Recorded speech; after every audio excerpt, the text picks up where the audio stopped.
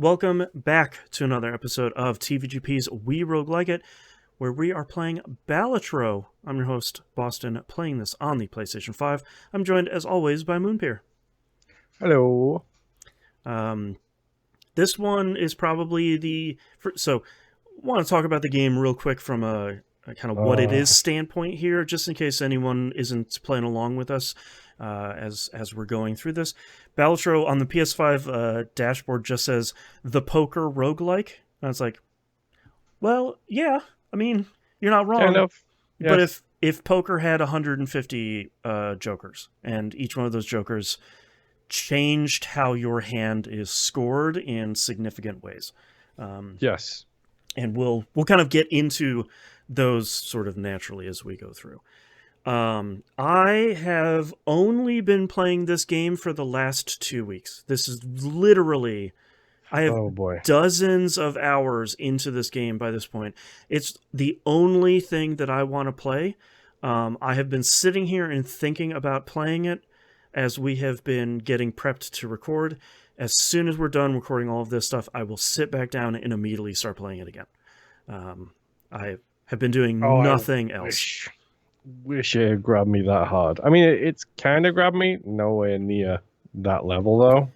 It took me a little bit of time. I wish on the console version that it made a bigger point to mention that you can reorganize your cards by yourself, so you can drag cards, especially in your list of jokers.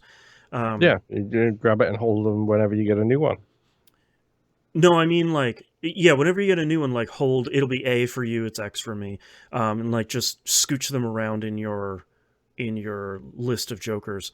I think until I realized the power there of saying like, oh, so I want these cards to Chips on the increase left, my, malts on the right. yeah, and like multipliers all the way on the right, so you get like the multiplying at the very end. Like once I started putting all that together, because like we talk about, this might be the first time you're listening to the show. Hi, welcome.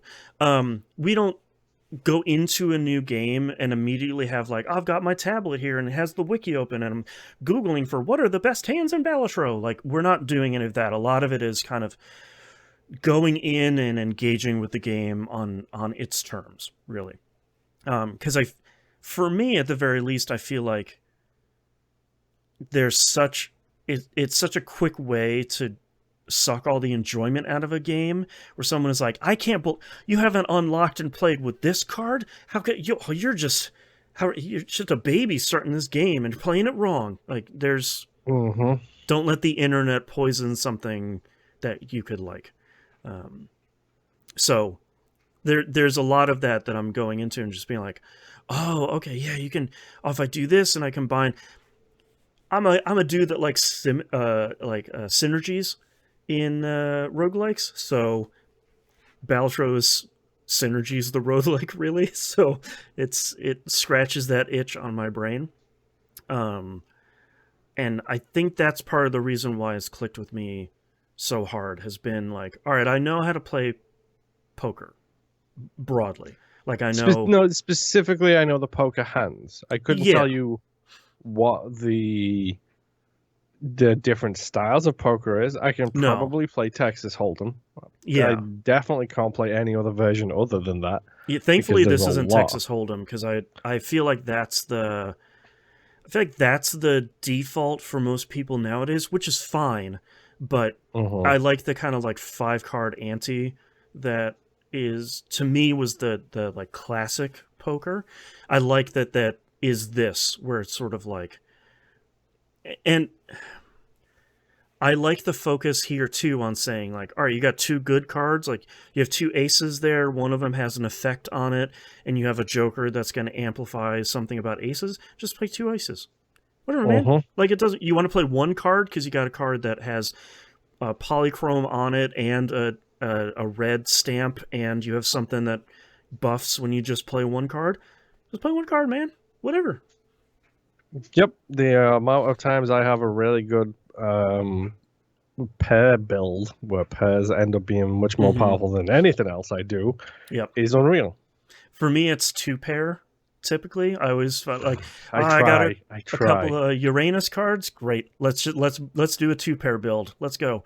Um, and I appreciate that there's a set of cards that boosts pairs, and I like that those jokers that boost pairs also boost two pair hands.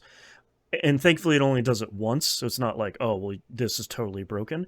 But I appreciate that it's like, well, of course I played a pair because I played two pair, so I should Hmm. get some reward for that, and I appreciate that Yeah, that's the case. it's weird because it's when you play two pair, but you've got a Joker that has a pair in the description. It works if Yep. you do a full house as well. Yes, Um, true. that works, but it doesn't increase the value of the baseline two pair hand that you Right. get through getting the planets kind of Right. thing. Right. I Also disappointed the fact that the celestial card to increase high card is Pluto. By the right. way, I don't know if you Right. clicked on that. Yep. Give Pluto some credit here, man. Come on.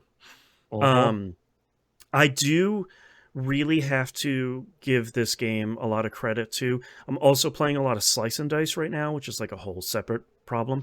Um, You sure do like your RNG games today, don't you? I really do. But just like we gave credit to slice and dice, I really like the collections menu in this game of just saying like, you want this Joker, you need to do this thing, and here's your progression. Like, oh, you want a new what are the coupons called in the game? Vouchers. Vouchers, thank you. You want a new voucher? You need to buy this thing 10 times. You've bought it 7 times already. It's like, yes, thank It has you. very distinct unlock requirements, Right. yes. And like, I wouldn't have ever naturally gotten the unlock, which is incredible, for having a royal flush and discarding it. I would have never Hmm. done that in a million years because you'd have to be bonkers to do that. It's a royal flush. It's the best hand. But the Hmm. Joker it unlocks is really good. So people should go do that. Good to know. I was Yeah. one card away from a royal flush. Yeah. It is it part of the reason why I like this game too is I didn't get a royal flush naturally, but I had a flush and I had one of those tarot cards that changes the suit of the cards you apply it to. So I had like 3 diamonds and 2 other cards, and I had a tarot card that changes the suit into diamonds. So I just changed this flush into diamonds, and now it's a royal flush, or however that works. So like I like the. It's funny because like you probably know how all these poker hands work just through osmosis through your life. Most of our listeners are not young.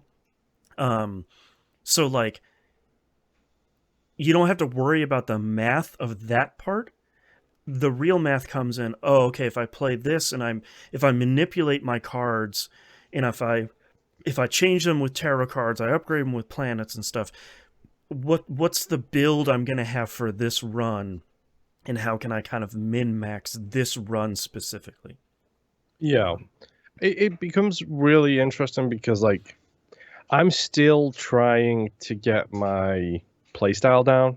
Like Mm-hmm. I'm still trying to figure out how I play the best kind of Mm-hmm. thing or how I prefer to play. So like is it better to do the skip of the ante or is it better to do Right. the actual ante so you can pick what upgrades you want from the shops? Like it's becoming I'm still trying to get the vibe Mm-hmm. of how I feel about that kind of thing. Like which do I prefer? Because sometimes there's a really solid like skip award that's fantastic, Yep. but then you don't get to go to the store and buy new jokers or do Right. any of the other stuff. But on the other side of the coin, you can then start building into, like, for that run, if you have a bunch of skipping antes, then you can start building into jokers or building into kind of a build on that run where you get bonuses for skipping stuff. Just like you get mult or times mult because you're skipping things. So like I think that's part of one of the things that's really been clicking for me is we've had criticisms of roguelikes over the years of like, well, these are the 2 or 3 weapons that are good in the game. You just pick one of those up and you kind of finish a run, and yay, everything's good. Um, I like in Balatro that each run for me has been legitimately different based on, oh, these are the jokers I found, so I'm sort of looking to play like this, or these are the planet cards I got originally, so I've kind of boosted 3 of a kind already, so maybe I should play into that with my cards, or trying to uh, like build into my jokers that way, or like maybe I'll remove cards and add cards that are going to guarantee me, 3 of a kind, 4 of a kind, things like that. Because unlike regular poker, you could start playing 5 aces and just be like, yep, 5 of a Uh-huh. kind, good for you. Like Yep. the game doesn't really care at that point.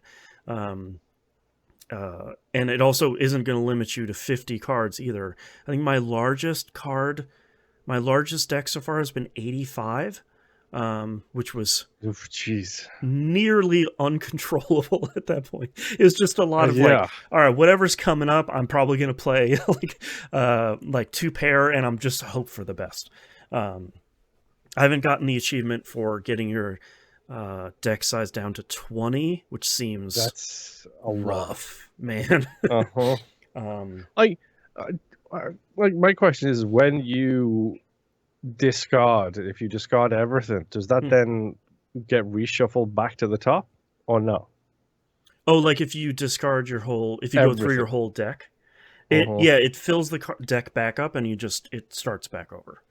I don't know if it starts over from.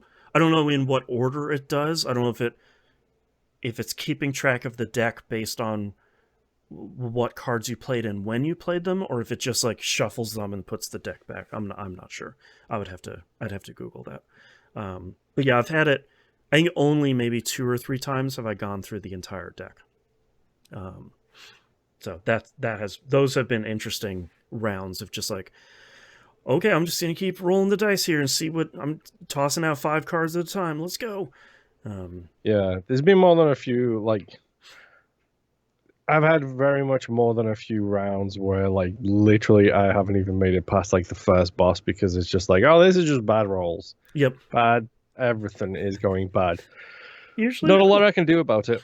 usually what happens to me is the first ante has like a deal I can't pass up when you skip it. Or I'm like, oh, there's gonna be like a polychrome Joker in the shop next. I gotta try and get one of those early. I'm gonna skip this, and then I don't make it to the 450 chips in the second round. And I'm just like, yeah, great. I did this to myself. Yeah. Yeah, because you don't have any jokers, Yeah, I don't have which is just anything. Like, annoying. yeah, I have no like planetary upgrades. I have no jokers. Like, I got nothing. I was like, well, maybe I should. I am okay. So I'm really struggling with the black deck at this point. And I this just unlocked that. What one was that one too? it is +1 joker. Like you have +1 Minus jokers, one hand. -1 hand, which I don't care about the jokers. I can get more jokers in a run. Like that doesn't matter. But like that -1 hand, where I'm like, I played 3 hands, I lost. Like the number of times I have just been like, yeah, I still got one. Nope. Okay, I don't. That's okay. Cool. That's on me. I just died. Um, I'm really having trouble with that deck specifically of trying to find the right build of being like aggressively scaling fast enough to get Uh-huh. through all these antes at the beginning. Um, and Yeah. like normally when I'm playing the black deck and I get my hands around a good build, um, the thing that always comes up is the arm, which is one of the bosses. That's the one that decreases the level of a played poker hand, and I want to fight that boss with my fists in real life. Like I just the number of times that I've gotten that boss early and I'm like, yeah, I've got like level 2, maybe level 3 of a good, like my straights are at level 3 really early. I'm just going to keep playing those back to back, and this one's just like, no, thanks though. Your straight is now Hmm. level 0. Good luck. I'm like, that's okay. That's my run. Thanks so much. I appreciate it. Yep. Um, yeah. I I hate hmm, the the boss anti, which is you can't use the same hand twice. Like, go away. that's really rough. I've been so if I feel like I have a run that's kind of on the line of success and failure, I'll try and find one of those the skips that will let you re-roll the boss bonus, or there's one, it's the luchador joker, where you can sell that to disable the boss blind when you're during, like when you're fighting the boss, because that one, I think it's the wall is the boss where it's an extra large blind. There have been a bunch of runs where I'm like in ante 6 or ante 7, and it's like, ha ha ha, it's 500,000. I'm like, oh, wait, hold on. Uh-huh. I don't think I can put up those numbers right now. Um, so those have been pretty handy, but my winning runs, I think so far have been a satisfying combination of just dumb luck, of like, oh, I got some cool jokers and I lucked into a cool build that I wasn't really focusing on, and me finding like an interesting engine at the beginning to kind of make the run like so one of my more notable runs this week was I had a joker that made stone cards, a stone card every time you picked a blind. Uh-huh. And then I had the Vampire Joker, which increases your mult by 0.25 every time you play an enhanced card, but it removes the enhancement off of the card. So the combination of the two of them together, because stone cards are also enhanced cards, um, I was getting in every other hand, I was getting my mult increased by 0.25%. So I'm coming out of each round with a like an additional half a point times mult. Uh-huh. That run was nutty. I think I bailed out eventually on ante 10, because once you finish a Wow. run, you can do endless mode where the chip numbers go up pretty exponentially. Um, but Oh, that is was that one where of the 100 million achievement is going to be seen? I haven't even come close to that. Like that's got to be where you got to get it, but like my I wrote down also like that the game has in the stat screen it has your highest uh a hand. Mine as of this week is 167,377. And I think that was on that run cuz it's like I've got these other um I took a screenshot of it because like two of my other jokers, one of them was the square joker, where every time you play a whenever you play 4 cards at a time, it increases its chips by 4. And I the other card I had was you get increased multiplier every time you play a 2 pair. It's like a pair of pants. So like all of these cards were all kind of working together accidentally, and those are the kind of runs that I like too. Where I'm like, oh, now I'm discovering a cool new synergy here that I don't think I really realized until I got into a run that was operating like this. Um, I think that's why Balatro has been clicking with me so much. I love synergies, and I love these kind of accidental, like, okay, oh, this is cool. Yeah, all right. I've never played with this card before. Or like, oh, I just unlocked this new card.